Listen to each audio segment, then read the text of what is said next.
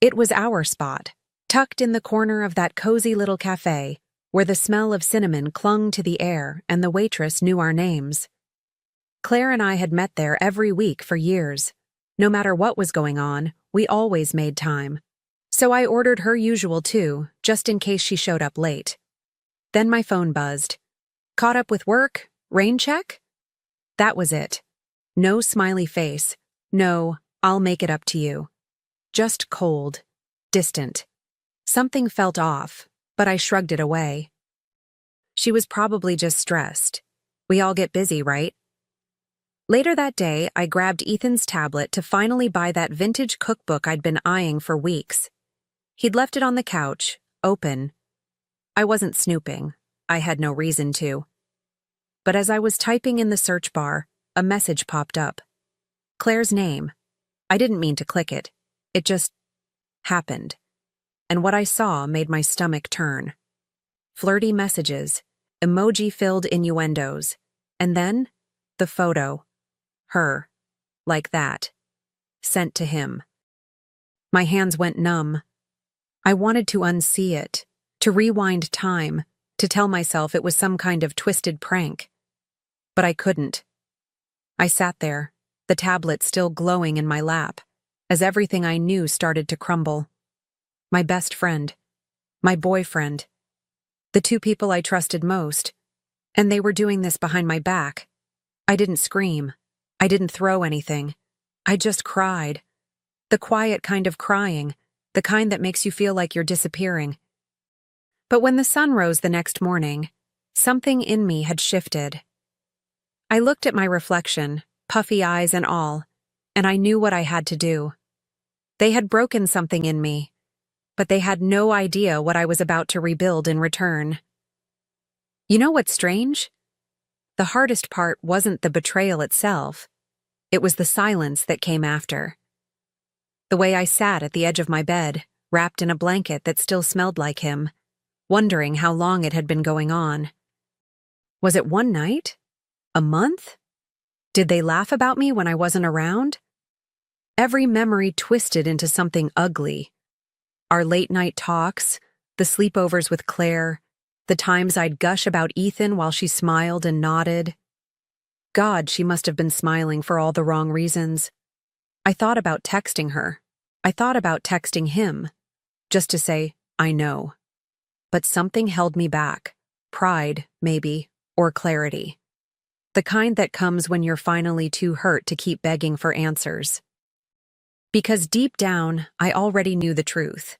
They didn't make a mistake, they made a choice. And now, it was my turn. I wasn't going to be the sad, broken woman in their story. I was going to rewrite it, my way. I got out of bed, washed my face, and made a cup of coffee with hands that barely stopped shaking. The smell grounded me. Bitter, familiar. And as I sipped it, an idea began to form. Sharp, quiet, and cold. Not the kind of revenge that screams, the kind that smiles. I wouldn't confront them, not yet. Let them stay comfortable in their little secret. Let them believe I was still in the dark. Because something was shifting in me. Something dangerous. Something powerful. And I knew just where I'd start. I started watching them, not in a creepy, obsessive way, more like observing, listening. Ethan would come home, kiss me on the forehead like nothing had changed, toss his keys on the table, ask about dinner. Claire still texted sometimes, asking if I wanted to catch up, like nothing had happened. It made my skin crawl. But I smiled, played along. I answered just enough to keep up the illusion. They had no idea I was already 3 steps ahead of them. The thing is, I didn't want to just hurt them. I wanted them to feel it, the way I had. I wanted the lie to explode right in front of them. Not in anger, but in elegance. No shouting, no ugly scenes. Just the kind of blow that lands with a smile. And for that, I needed patience, timing, and someone who could help me stir the pot. Someone close enough to make it personal. That's when I remembered Julian. Ethan's younger brother, the golden child, quiet, kind, charming in that effortless way that made people lean in when he spoke. We'd always gotten along, but I never gave it much thought. Until now. I hadn't seen him in ages. But maybe that was about to change. I picked up my phone, opened my calendar, and smiled to myself. There was a gallery opening this weekend, the kind of place Julian used to love. Maybe I just happened to be there too. The gallery buzzed with soft music and polite laughter, the kind of elegant noise that never quite fills the space. I walked slowly, letting my heels click against the floor, every step deliberate. My heart wasn't in the art, not really. I was scanning faces, feigning interest in abstract brushstrokes and overpriced sculptures. And then, there he was, Julian. Standing near a painting like he belonged in the frame, hands in his pockets, head tilted, quietly lost in thought. He hadn't changed much, still had that warm, effortless charm that made you forget to breathe for a second. He noticed me before I could pretend to notice him. "Lena?" he said, like a surprise wrapped in nostalgia. I turned, let the smile bloom slowly, the kind that says this is unexpected, even when it's anything but. We hugged briefly, his scent oddly comforting, like cedarwood and memories. He looked good, better than I remembered, and in that moment, I realized something. I wasn't acting, not completely. There was a part of me, a very real part, that was glad to see him. We walked through the gallery together, shoulder to shoulder, talking about art, life, and everything we hadn't said in years. I laughed too easily, he smiled too much, and there was a flicker in his eyes, something tender, maybe even hopeful. I let my hand brush his once, as if by accident. He didn't pull away. If anything, he lingered. And I thought, this might be easier than I expected. But under the charm, under the warmth, I stayed sharp. This wasn't just a reunion. It was a step, one he didn't even know he was taking. Julian started texting me the next day. Just little things at first. A photo of a painting that reminded him of our night. A quote from a book he said I'd love. And I answered, of course. I kept it light, playful. But something about the way he wrote, the way he saw me, was different. There were no games, no hidden tones. He made me feel seen, really seen, in a way Ethan never bothered to. And for a moment, I forgot I was supposed to be playing a part. We met for coffee the following week, then lunch, then late-night walks. Each time felt easier, more natural. I started dressing for him, soft fabrics, warm tones, a touch of perfume I knew lingered in hugs. He always noticed. He always looked at me like I was something rare. And maybe I started looking at him the same way. There were moments when I'd catch myself laughing, really laughing, and wonder if I was slipping. If this revenge story was turning into something else entirely. But I didn't forget. Not for a second. Every smile, every lingering glance, I still knew why I was doing this. It was part of the plan. And yet, the plan had never included this ache I felt when I said goodbye to Julian each night. Or the flutter in my chest when he texted, "Made me think of you." I'd set this in motion with ice in my veins. But somehow, warmth had found its way in. And that terrified me more than anything. One night, we ended up at his place. Nothing planned, nothing forced. Just 2 glasses of wine, a shared playlist, and the soft comfort of the couch between us. He told me stories from his childhood, the ones Ethan never shared. How their father was hard on them. How Julian always felt like he was living in his brother's shadow. "Maybe that's why I never said anything before," he admitted, looking at me like he was letting go of a weight. "I thought you were always meant for him." My heart twisted. I wanted to tell him how wrong he was. Instead, I leaned in, not because I was acting, Not because it was part of some scheme, but because I wanted to. And when our lips met, it wasn't calculated. It was soft, tentative, like we were both testing the edges of something fragile. It didn't feel like revenge in that moment. It felt like surrender. And when I laid my head on his chest afterward, listening to the steady rhythm of his heart, I knew I was in trouble. Deep trouble. But I didn't stop. I couldn't. Julian was everything Ethan wasn't. Thoughtful, honest, present. He looked at me like I was the only woman in the world. And for once, I let myself believe it. Still, late at night, when I was alone again, I'd stare at my reflection and whisper, "Don't forget." Because no matter how sweet Julian tasted, the bitterness of betrayal still lingered. And soon, everything would come to light, on a night they'd never forget. Julian had this way of making everything feel easy, effortless. The kind of man who opens the car door without making it a show, who remembers your favorite wine, who actually listens. We fell into rhythm quickly. Weekend trips, late-night takeout, quiet mornings tangled in sheets and sunlight. I knew I was supposed to be cautious, to keep my walls up. But they crumbled, piece by piece, every time he looked at me like I was worth the wait. And maybe I started believing him. We spent a weekend in the mountains, just the two of us. No distractions, no timelines, just fresh air and soft laughter. That last night he made dinner at the cabin. Candles, music, everything warm and intimate. I didn't suspect a thing. Not until he reached into his pocket with that shaky breath and pulled out a velvet box. My heart stopped. "Lena," he said, voice thick, eyes bright. "I don't want to imagine life without you. Will you marry me?" For a second, the world fell completely silent.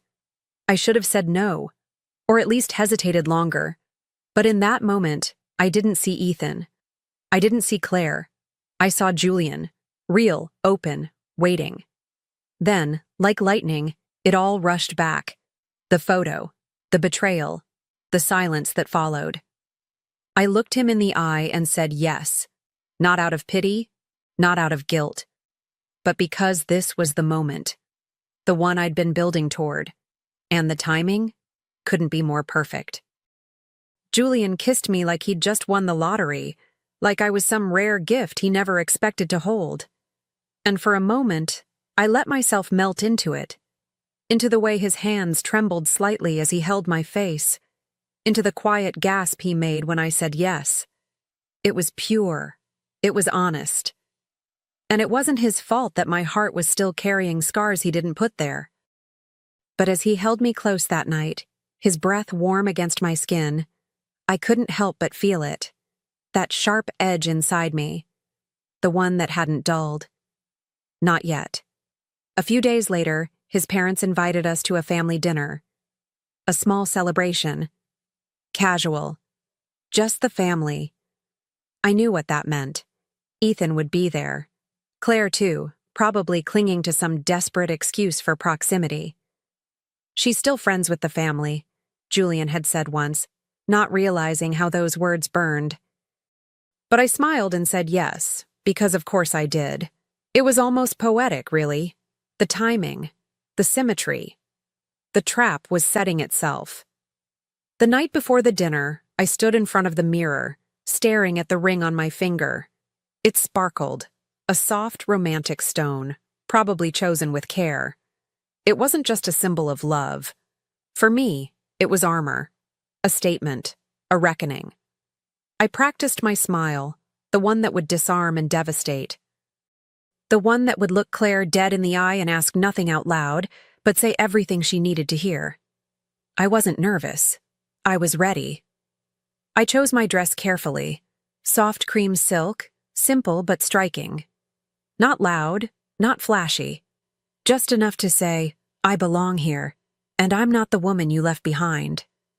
As Julian drove us to his parents' house, he held my hand the whole way, occasionally bringing it to his lips, his thumb grazing the ring like it was some sacred token.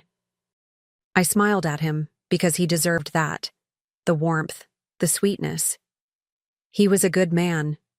Maybe too good for a night like this. We pulled up to the familiar house, the one I'd visited countless times back when I was still Ethan's girl. The air smelled the same: cut grass, barbecue smoke, jasmine somewhere nearby. But everything else had changed. I walked in on Julian's arm, and every head turned. His mother's eyes lit up. His father offered a surprised but approving nod. And then, like clockwork, Ethan appeared from the kitchen, wineglass in hand, and Claire, right behind him. She froze when she saw me. That was the first victory. Dinner was a blur of clinking glasses and fake laughter. Claire barely touched her food. Ethan kept sneaking glances like he couldn't quite believe what he was seeing. I stayed close to Julian, leaned into his shoulder, laughed at his jokes. Every gesture was real, but also chosen. Carefully, deliberately. Because I wasn't here just to celebrate. I was here to deliver. And when Julian stood up to make a toast, I already knew exactly what was coming. Julian stood, clearing his throat gently, and everyone at the table turned toward him. His mother smiled instinctively. She adored her boys. Ethan leaned back, arms crossed, probably expecting a story about their childhood or some harmless toast about family. Claire kept her eyes low, her fork scraping at untouched potatoes. And me?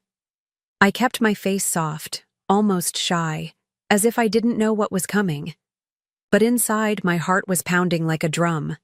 Not from nerves, from satisfaction. I just want to say, Julian began, his voice steady, that I'm happier than I've ever been. He looked down at me, his fingers brushing mine. And I want you all to know, Lena and I are engaged.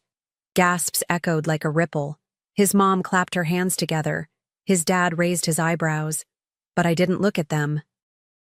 I looked directly at Ethan, and the color drained from his face so fast I thought he might actually pass out. Claire's fork slipped from her fingers and clattered onto her plate. I slowly lifted my hand, letting the ring catch the warm light like a weapon polished to perfection.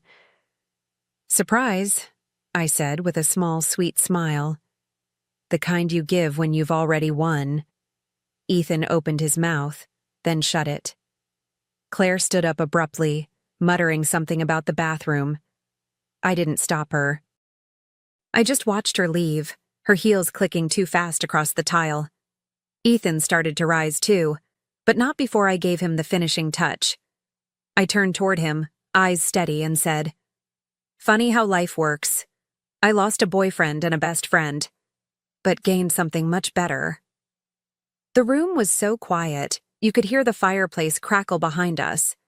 Julian was still smiling, completely unaware of the slow-motion explosion he'd just triggered.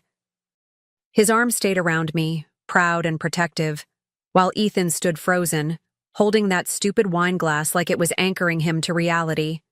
His jaw was tight.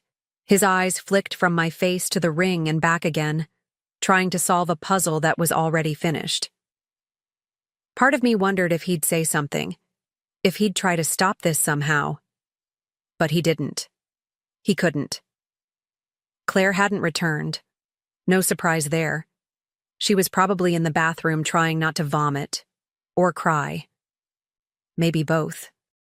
I imagined her staring at herself in the mirror, wondering how the girl she used to pity had just walked into her world and turned it inside out. I pictured her hands shaking, her mascara smudged, her breath shallow. That's the thing about betrayal. It comes back for you eventually. Not in screams, not in chaos, in silence, in rings, in carefully planned dinner tables. Julian raised his glass, so sweetly, so innocently. "To love," he said, and everyone echoed it. I clinked glasses, my hand steady. Ethan didn't. He set his drink down and quietly excused himself from the table. No one stopped him. A beat later, Claire slipped out too. Two shadows slinking down a hallway, stunned and shattered. I took another sip of wine, breathing in the moment, letting it settle in my bones. This wasn't anger. This wasn't revenge. This was justice. Served at 7 p.m., medium rare, with Pinot Noir. After they left the room, the energy slowly returned. Polite laughter, small talk, compliments on the roast. But I stayed still, watching the hallway they'd disappeared into. I wondered if they were arguing, whispering, blaming each other. Ethan probably denying everything, Claire spiraling, both of them realizing, too late, that they'd been outplayed by the one they underestimated most. I didn't need to hear it to know.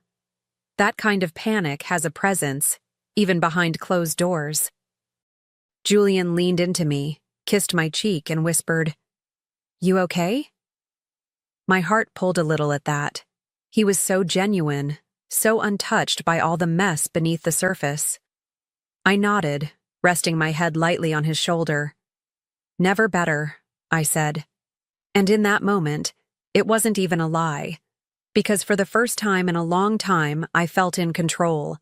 Not just surviving, not just pretending, actually steering the wheel. And the look on Ethan's face, worth every second. When dinner ended, we said our goodbyes, exchanged hugs, posed for a photo his mother insisted on taking. I smiled like a woman in love. I held Julian's hand like I meant it. And maybe, somewhere deep down, I did. But as we drove home, his fingers laced through mine. One thought echoed louder than the rest. This wasn't the end. Not yet. The whispers were just beginning. And tomorrow, the storm would spread. By the next morning, it had already begun. The calls. The whispers. The "did you hear?" and the "you're not going to believe this." I didn't even have to say a word. That dinner had done all the talking. Words spread like perfume on silk. Slow, subtle, impossible to ignore. And just like that, Claire wasn't invited to brunches anymore. Her comments on family group chats went unanswered. People didn't pick sides out loud, but you could feel it. Her name became a pause in the conversation. A stain no one wanted to touch. Ethan tried to reach me 2 days later. A text, just one line. "Can we talk?" I didn't answer, not because I didn't have anything to say, but because silence was louder. He followed up with a voicemail. His voice cracked halfway through. He said he missed me. Said he didn't know why he did what he did. Said he was confused. I listened to the whole thing, standing in the kitchen with a cup of tea, letting his voice echo through the tiles and stainless steel. Then I deleted it. I didn't need closure. I needed distance. Julian, on the other hand, was glowing, planning engagement photos, asking about venues, telling his friends how lucky he felt. And here's the strange part. I wasn't faking my smile as much anymore. He had a way of making everything lighter, easier, like I could actually have a different ending than the one I'd been dragging behind me. But even as we talked about flowers and playlists, I kept the truth tucked quietly in the back of my mind. This may have started with revenge, but what came next? That was entirely up to me. Claire didn't reach out. Not once. Not even to defend herself. I half expected some dramatic message, an apology, a confession, maybe even denial. But nothing came. Just silence. That told me everything I needed to know. She wasn't sorry. She was caught. And now that her mask had slipped, she had no idea how to face me without the fake sweetness she used to hide behind. I imagined her pacing around her apartment, reliving every message she ever sent Ethan, wondering who else had seen the photo. That kind of fear sticks. Ethan, though? He kept trying. A few more texts. A long email I didn't finish reading.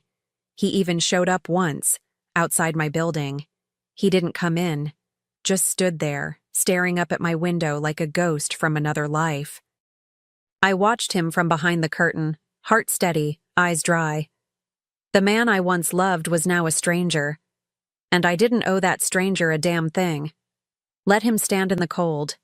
Let him wonder how everything slipped through his fingers. Julian knew none of this. He was busy making guest lists, calling caterers, asking me if I liked ivory or blush for table linens. Part of me felt guilty. But the other part? The part that had been betrayed, humiliated, replaced? That part felt powerful. I wasn't pretending anymore. I was choosing. Every day, choosing how far this would go. Choosing what kind of ending this story would have. Because the truth is, I wasn't just healing, I was evolving. And I wasn't finished yet. A few weeks later, I stood in front of my mirror again. The same one where I'd first stared at my broken reflection and whispered, "No more crying." Only this time, the woman looking back at me was different, stronger, sharper. She didn't need permission to take up space. She didn't need anyone to choose her. I slipped the engagement ring onto my finger, slowly, like sealing a promise. Not just to Julian, but to myself. A promise that I'd never be that woman again. The one who begged for honesty from people who gave her lies. There was no ceremony, no fireworks, just a small moment. Me, alone in my apartment, lit by soft morning light, watching the ring catch it like a quiet blaze. It was never about the jewelry. It was about the symbolism, the circle, the claim, the transformation. Julian loved me. Maybe I loved him too. Or maybe I was still learning how to love from a place that wasn't pain. I didn't know what came next. And honestly, that felt freeing. My name is Maggie Chapman. I'm 28 years old, and for most of my 20s, I thought I had my life figured out. I had a steady job in marketing, a cozy apartment decorated with plants I actually managed to keep alive, and a partner, Samuel, who I believed was my anchor in this chaotic world. We'd been together 4 years, lived together for 2, and though we weren't perfect, we felt solid, or at least I thought we were. But the thing about cracks is, you don't always notice them until the light slips through. It started with something small in envelope. One Friday evening, Samuel walked through the door, holding a glossy, cream-colored letter. His eyes lit up the way they used to when he'd surprise me with my favorite coffee after a long day. Guess what? He grinned, waving the envelope. It's my college reunion invitation. 10 years already. Can you believe it? He tore it open right there by the counter, scanning quickly. His whole body seemed to buzz with energy, as if that one piece of paper carried the power to rewind time. I watched him with a half smile, half curiosity. You should come with me, I offered, sliding a glass of water toward him. I meant it. I'd heard so many stories about his college years, the friends he partied with, the professors who pushed him, the memories he always spoke of wistfully. Meeting them felt like stepping into the chapters of a book I'd only read in fragments. But then Samuel paused, just for a second. It was subtle, but his hesitation hung in the air like a ripple in calm water. He forced a smile. I mean, you could, but honestly, it might be kind of boring for you. I'll probably just be catching up with people you don't know, lots of inside jokes, you know. My stomach nodded. He wasn't wrong, but the way he said it, as if my presence would be a burden, stung. Still, I swallowed the feeling.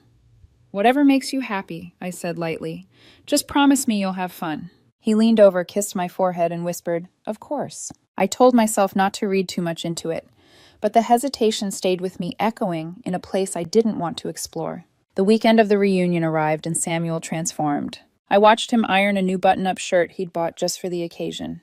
He got his hair cut, spritzed on cologne he hadn't worn in months, and checked his reflection in the mirror more times than I could count. You look amazing, I told him, my voice warm but faintly uneasy. He turned, grinning that boyish grin I'd fallen for years ago. Thanks, babe. Don't wait up, okay.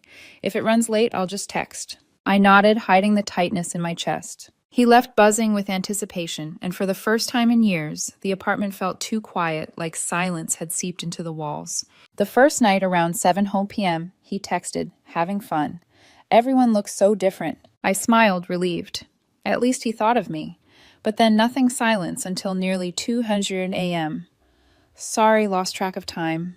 So tired. Talk tomorrow. The second day, his calls came late and short.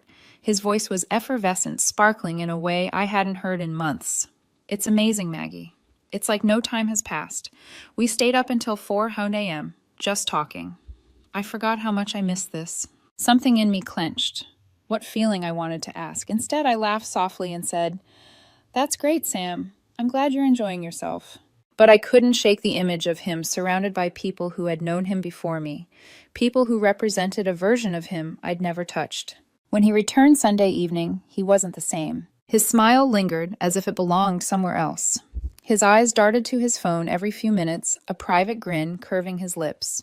He scrolled through photos, laughing at captions he wouldn't explain. I asked gently, "Good weekend?" He looked at me like I wasn't standing right there. The best, he murmured. I forgot how much I missed that feeling. I tilted my head. What feeling? He hesitated. Just being around people who really knew me. The me I was before. I forced a smile, but inside a storm brewed. Before what? Before me. That night, as he lay next to me, glowing faintly from the screen's reflection, I stared at the ceiling. His body was close warm, but his spirit felt miles away. I wanted to reach out to pull him back, to tether him to us. But instead I lay still, listening to the faint clicks of his typing, wondering who was on the other end. For the first time in 4 years, I felt a fracture, a quiet, almost invisible line forming between us. And I couldn't help but wonder if that envelope, the glossy, innocent invitation, wasn't a door to a fun weekend. But the beginning of the end. Samuel returned from his reunion, but the man who walked back through our door didn't feel like the same one who'd left. He carried himself differently, lighter somehow, as if the reunion had breathed life into a version of him that had been asleep. His smile was softer, distracted, and his eyes kept wandering to his phone like a magnet. At first, I told myself I was imagining it. People change after reunions, nostalgia can be intoxicating. But as the days passed, I noticed the shift growing sharper, undeniable. He laughed more, but rarely at things I said. Instead, he chuckled at texts that arrived late at night, or at photos he refused to explain. He'd drift into daydreams mid-conversation, grinning at memories I wasn't part of. And one name began surfacing over and over again, Kendra. It started innocently. We were curled up on the couch watching a movie when Samuel muttered, "Kendra was always so ambitious back in college. She had this 5-year plan, 10-year plan, everything mapped out." I paused popcorn halfway to my lips. "You've talked about her before, right?" He shrugged, eyes still glued to the screen. "Maybe. You'd like her. She's sharp. Always pushes people to do better." The words pricked at me, but I forced a smile. "Sounds intense." "Yeah," he said with a soft laugh, but in a good way. Over the next week, Kendra's name kept sliding into our conversations like an uninvited guest. Did I ever tell you how Kendra once convinced half our class to join a startup competition? Kendra just opened her own firm, travels everywhere for clients. Kendra always said I was too smart to just settle into routine. The repetition was maddening, each mention of her name, another stone added to the weight in my chest. One night, while I was chopping vegetables for dinner, Samuel leaned against the counter, his tone oddly serious. "Don't you ever wonder if we're too comfortable?" I set the knife down slowly. "Comfortable isn't bad, Sam. We built this together." He gave me a look that sent chills down my spine. "But are we growing? Don't you want more?" I blinked, thrown off balance. "More what?" "More," he repeated, vague but insistent. "Travel ambition, building something bigger than this." He gestured at our small but cozy apartment, the home we'd both once been proud of. His words cut deeper than I admitted. I stirred the pot in silence, afraid that if I spoke, my voice would crack. That night, unable to sleep, I did something I'd never done before. I looked her up. Kendra. Her social media was a highlight reel of success. Elegant business dinners, airplane windows with city skylines beneath, dresses that looked custom-fitted, smiles that radiated confidence.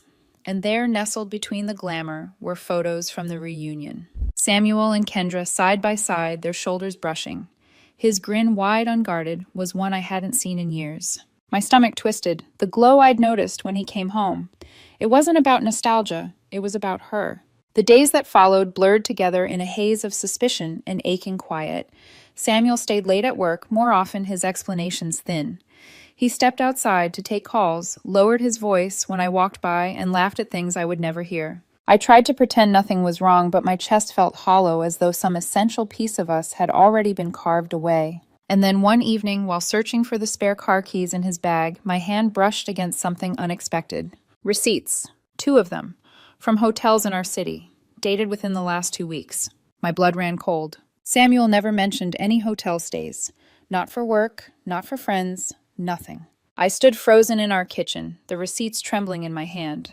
And in that instant, the truth I'd been trying so hard to ignore became undeniable. Something had changed. And whatever it was, it had Kendra's name written all over it. I held the hotel receipts in my trembling hands, the paper cutting into my fingers, as if it wanted to make sure I felt the sting twice over. When Samuel came home that night, humming under his breath, loosening his tie like nothing in the world was wrong, I knew I couldn't bury it anymore. I stood in the living room, the receipts clenched so tightly they crumpled into my palm. "Sam," I said, my voice sharper than I intended. He froze, keys still in hand. "Yeah." I held the papers up. "Explain these." His smile faltered.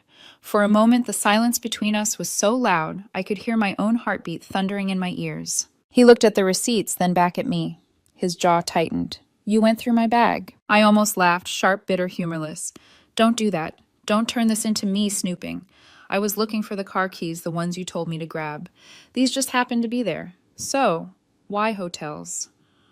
Why here in our city?" His shoulders slumped slightly, but instead of answering, he tried to brush past me toward the kitchen. I blocked his way. "Sam," I said, my voice breaking now. "Please, just tell me." He exhaled heavily like a man carrying too much weight. "It's not what you think." My grip tightened on the receipts. "Then what is it?" He hesitated, eyes darting away. "Kendra was visiting the city for work. We met up." My stomach sank. "In hotels?" "In the lobby at first. Then in her room sometimes. We just talked." My throat went dry. "Talked," I repeated. "That's all." He rubbed the back of his neck, guilt painting his features. "Not physically. I swear, Maggie. Nothing happened. But we connected again. And it felt good." I sank onto the couch, the world tilting around me.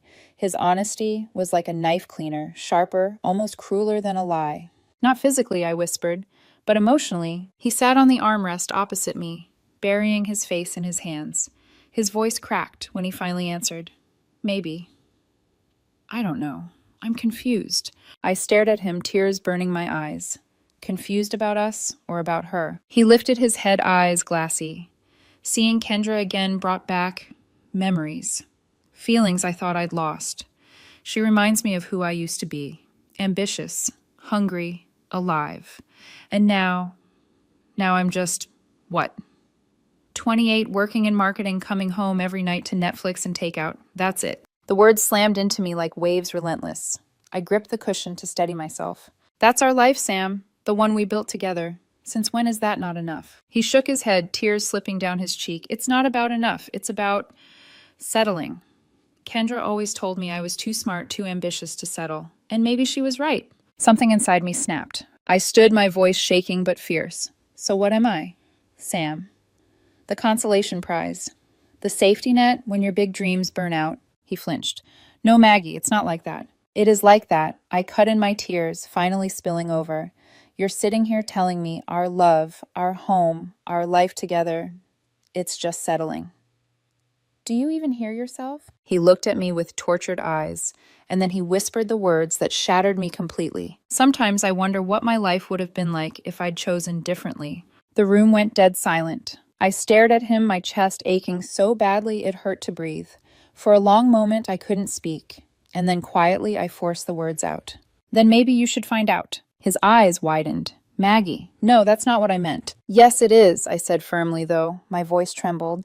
"You've been comparing us, comparing me to some fantasy of who you think you could have been. You're not happy here. You're not fulfilled. You think I'm holding you back, so don't. Don't let me hold you back." Tears streamed down his face as he reached for me, but I stepped back. "Are you breaking up with me?" he whispered. I swallowed hard. "I'm telling you to choose. And if your heart is already halfway with Kendra, then you've already made that choice." We sat in silence for hours after that. He cried. I didn't. I was too numb, too hollow, too broken to muster the release of tears. By dawn, the decision was clear. "I need to see where this goes with her," Samuel finally said, his voice hoarse. I nodded, my body cold. "Then go. But don't expect to come back when you realize what you've lost." "That's not fair," he whispered. "What's not fair," I shot back, "is asking me to be your backup plan while you chase someone else." He moved out the following weekend. I helped him pack. My hands folded his shirts, zipped his suitcase, placed his toothbrush in a plastic bag.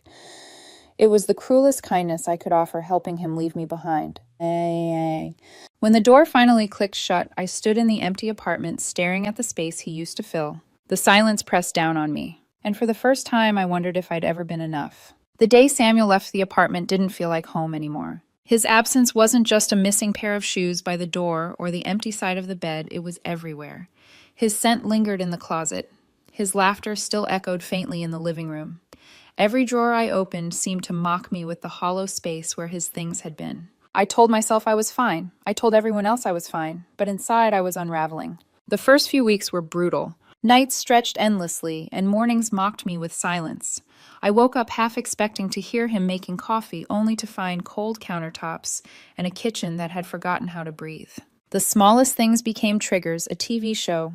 We used to watch the restaurant down the street where we celebrated birthdays. Even the sound of his ringtone when it buzzed once on my phone by accident, my heart nearly leapt out of my chest. I hated him. I missed him. And worst of all, I hated that I missed him. But somewhere in that storm of grief, something unexpected began to happen. Work became my escape. I threw myself into projects, staying late, volunteering for tasks no one else wanted. At first it was distraction. Then gradually it became purpose. My boss noticed. Compliments turned into trust. Trust turned into responsibility, and before long, I was promoted to senior coordinator. For the first time in years, I had an office of my own. It didn't erase the pain, but it reminded me I had worth beyond being someone's partner. I also found myself back at the gym. At first, it was just to burn off the restless energy that kept me awake at night. But slowly lifting weights and running miles became more than exercise, it was therapy. Each bead of sweat felt like another shard of heartbreak being pushed out of my body. And then there was photography. I'd loved it in high school, even toyed with the idea of pursuing it professionally, before life steered me toward stability. For years, my camera gathered dust in the closet. Now I picked it up again. Through the lens, I started to see the world differently. Light falling across a cafe window. A child laughing in the park. My reflection, tired but determined, staring back from glass. Photography gave me something Samuel never could, a way to frame life on my own terms. Still, he haunted me. Mutual friends couldn't help but mention him. How he and Kendra looked inseparable, jetting off to new cities, sipping wine in rooftop bars.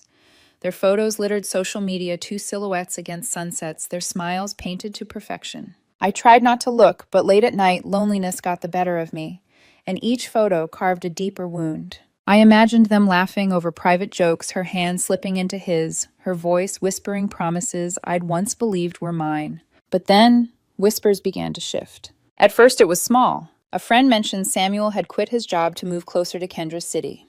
Another hinted at arguments, tension over money.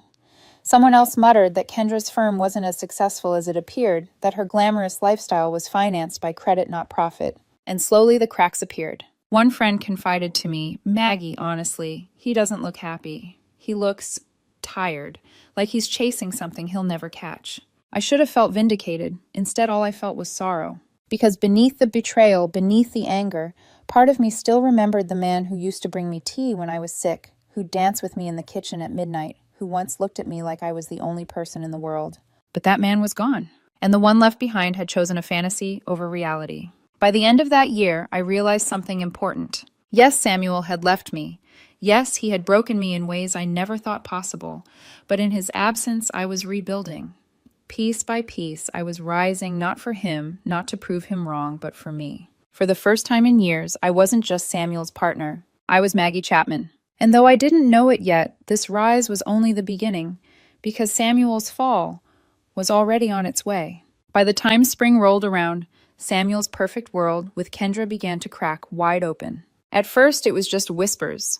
Friends who'd once gushed about their glamorous trips now spoke in hushed tones, as if afraid their words would echo back to him. Kendra's firm isn't what it looks like, one said over coffee. She's basically freelancing with a fancy name. Half her clients don't even pay on time. Another muttered. Samuel quit his job to move in with her, but she doesn't exactly want a partner. She wants an accessory, someone to match her image. And when I accidentally scrolled past one of her posts late one night, the truth was written on his face. Samuel wasn't glowing anymore. He looked gaunt eyes shadowed. His smile stretched too thin to be real. It didn't take long for the rumors to solidify into facts. Kendra was controlling, especially about money. Her credit cards bought the suits, the dinners, the trips. Samuel, once proud of his independence, now leaned on her for everything. And she made sure he knew it. She belittles him, another friend admitted, calls him unambitious, says she needs someone who can keep up. The irony burned. Samuel had left me because he didn't want comfort, didn't want settling. And yet here he was, drowning under the weight of someone else's ambition. Then came the blow that shattered the facade completely. One night, a mutual friend called me hesitant. "Maggie, I thought you should know. Kendra's been cheating." My breath caught. Cheating? Yeah, with one of her exes, someone she reconnected with at her own college reunion. She didn't even hide it that well. The irony was so sharp, it almost made me laugh. Samuel had left me chasing the thrill of someone who represented his what if, and now she had done the same to him. A month later, the fallout hit full force. Kendra kicked him out. No savings, no backup plan, no job to fall back on. He'd burned bridges at his old company, abandoned the friends who had once supported him, and now he was left stranded homeless in a city that had once felt like a dream. For a man who'd once lectured me about settling, he had settled into something far worse, desperation. That's when the messages began. "Hey Maggie, I know things ended badly, but I just wanted to see how you're doing." I stared at my phone, my hands trembling. Deleted it. "The next night, Maggie, I made a mistake. Please, can we talk?" Delete. Then Kevin, no. Kendra. My chest tightened at the slip my brain made. Kendra was terrible. You were right about everything. You were the one who cared. Please answer. Delete. Soon it wasn't just texts. The calls started. At first I let them ring, staring at his name flashing on my screen. Then I stopped picking up altogether. Each voicemail was more desperate than the last. "Maggie, I'm so sorry. I know I hurt you. I know I don't deserve forgiveness, but I can't stop thinking about you. You're the only one who ever really loved me. I see that now. Please, I just need to hear your voice. I have nowhere else to go. I'm staying on couches living out of a bag. I'm not asking you to take me back. I just need someone to talk to." I deleted them all. My finger hovered over the button each time, but I pressed it anyway. Then came the pressure. His friends called voices coated in guilt. "Maggie, he's sorry. He's learned his lesson. Can't you at least talk to him?" His mother called, her voice breaking. "Maggie, sweetheart, I know my son hurt you, but he's lost. You were the best thing that ever happened to him. Can't you find compassion in your heart?" Each plea tore at me, reopening wounds I thought I'd stitched closed. Because compassion wasn't the issue. I did feel for him. But compassion is not the same as reconciliation. And yet, a part of me wavered. Late at night, lying awake in the quiet, I wondered if I was being too harsh. After all we'd shared 4 years together, maybe I owed him at least a conversation. Maybe. But just as the doubt began to gnaw at me, life made the choice for me. Because one afternoon, after months of silence, Samuel stopped waiting for my answer. He showed up at my office door, and the look in his eyes told me everything the man who once left me glowing with nostalgia and ambition had been reduced to a shadow. I was having one of those rare good days. The project I'd been leading at work finally wrapped, and my boss praised me in front of the entire team, and for the first time in months I felt light, free, almost happy. That's when I heard it. Maggie. The sound of my name froze me. I looked up from my desk, and there he was. Samuel. He didn't look like the man who had left me for Kendra, glowing with nostalgia and possibility. He looked wrecked. His hair was unkempt, shorter than before, but uneven, as if cut in a rush. His clothes were wrinkled, his frame thinner, his face pale. Even his eyes, once so bright, were clouded with exhaustion and regret. For a moment, all I saw was the ghost of the man I once loved. And then reality crashed back in. "What are you doing here?" I asked, my voice cold, though my chest ached. "I told them I was an old friend," he said quietly, "that I wanted to surprise you." I gestured to the chair across from me. "Fine. Sit. Say what you need to say. And then leave." The second he sat down, his composure broke. His shoulders hunched, his face crumpled, and tears spilled down his cheeks. "Maggie, please," he whispered. "I know I don't deserve to be here, but I have nothing left. I lost everything. Kendra was..." His voice cracked. "She was terrible, controlling, cruel, and she cheated on me. You were right about her, about everything." I forced myself not to flinch. He leaned forward, desperate, his hands trembling. "You're the one who cared, the one who really loved me. I see that now. I was blind, Maggie. Please, give me another chance. Let me prove I can do better." I stared at him, anger and sorrow colliding inside me. "Do you hear yourself?" I asked softly. "You didn't come back because you love me. You came back because you're broken. because you need someone to fix you. That's not true. It is, I cut in. My voice shook, but I didn't stop. You don't want me.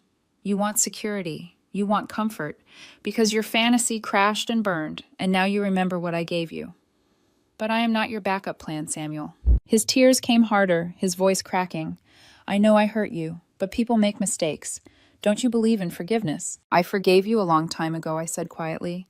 But forgiveness doesn't mean I let you back into my life.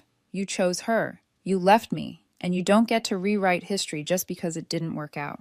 The air between us grew heavy, thick with finality. And then the door opened. Maggie! I turned, and there he was, Daniel. He stepped inside, holding 2 coffees, smiling until his eyes landed on Samuel. He paused, reading the tension instantly. Sorry, didn't know you were in a meeting. Samuel blinked, confusion crossing his face. Who's... I rose from my chair, crossing to Daniel and taking the coffee he offered. The warmth of the cup in my hand grounded me. Samuel. I said, my tone calm, steady.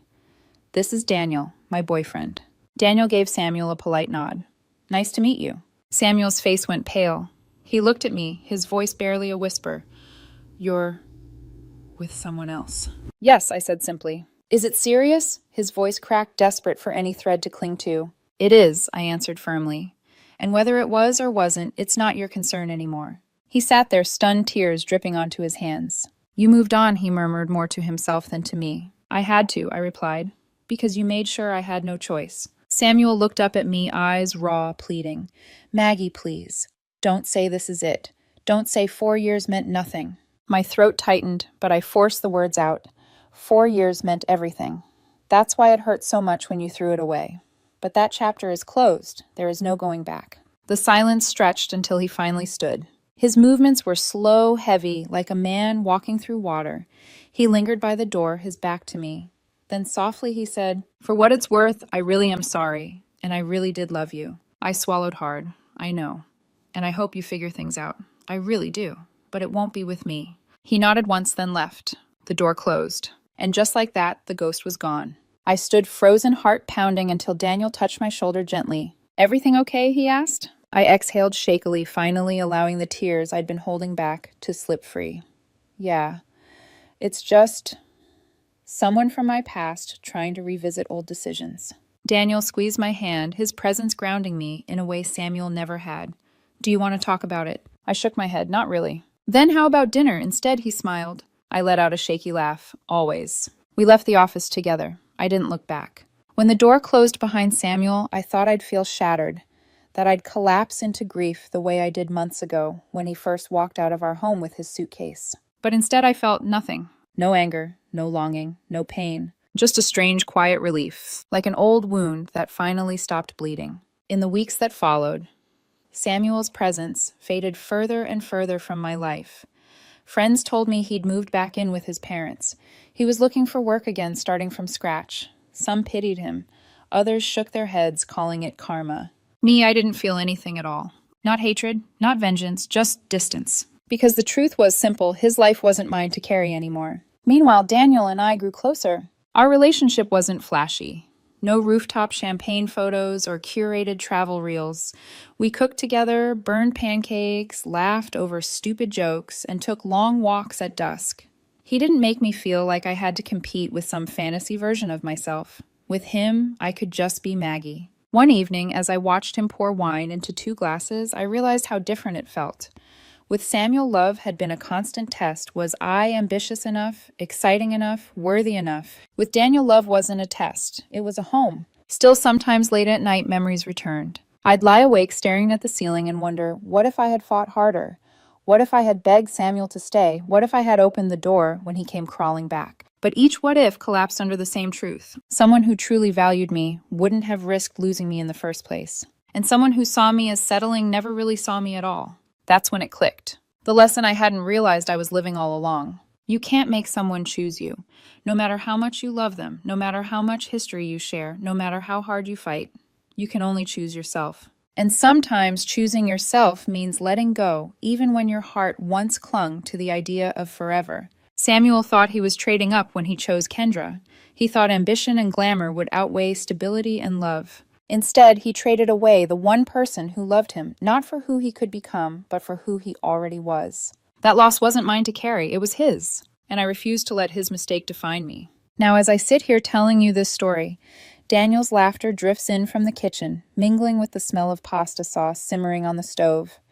My camera rests on the table beside me, memory card full of snapshots from a life I built on my own terms. I am not the woman I was when Samuel left me. I am stronger, braver, whole. And above all, I am chosen. Chosen by myself long before anyone else.